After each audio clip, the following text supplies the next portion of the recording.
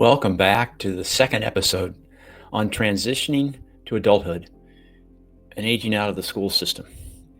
And just to catch you up, last week we sort of introduced this series under the Autism Labs label, but we're trying to help parents in the transition journey. And as a reminder from last time, our son's 35 years old. He's severely autistic. He's nonverbal. He has seizures, pica behavior, and all kinds of other challenges.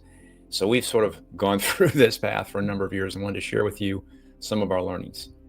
So this episode is about what to look for in a program as you get close to that aging out of the school system and you're looking for some place where your adult child is going to continue to grow and thrive and prosper and be happy. And there's sort of two key elements. One is you've got to find a program that you can trust, right? I think that goes without saying. The second one, though, is a little bit less obvious or less intuitive, and that is a program that gives you hope. Now, this is hard. Toured the country, and for this population, the folks that have kids that have multiple intellectual development disabilities and have behavior problems and all kinds of issues, to find a program that will accept them is tough. And we couldn't find one, so we ended up starting our own a few years ago under the J13, the John 13 banner. And I want to tell you a little story. And so picture this story and picture yourselves as the parents in this story, because this is really what J13 has been able to accomplish, where we've arrived at after the last 2 years. So your 21-year-old son is aging out of the school system.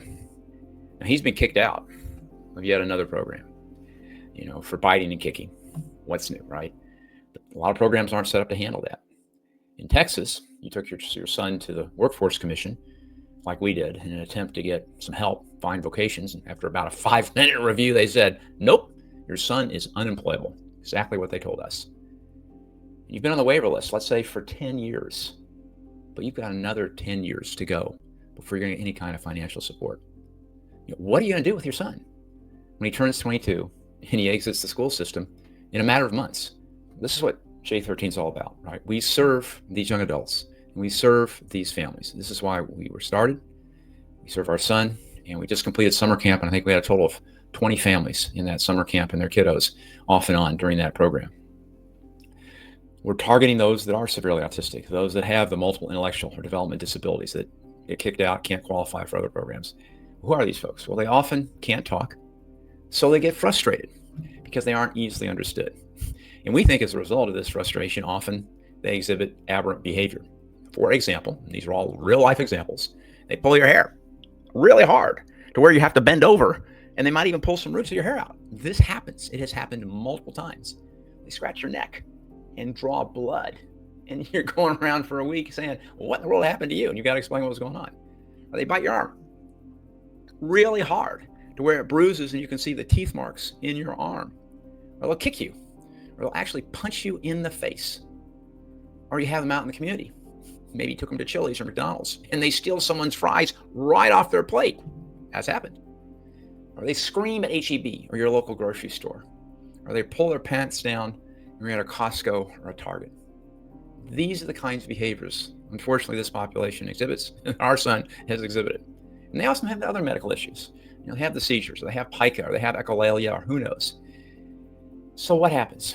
Well, you as a parent of this kind of a child, once they age out of the school system, they're typically living at home by themselves with no friends, with no job, and with no future.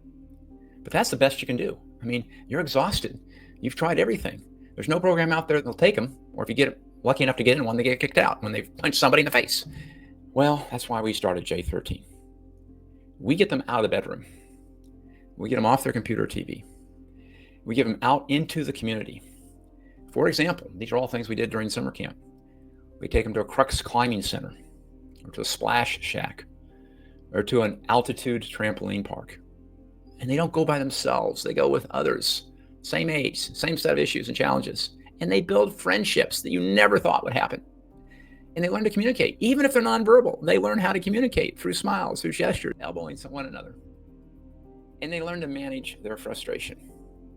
They become less aggressive, but more active, more social, more engaged in life. And guess what? They're happier. Then smiles start to appear.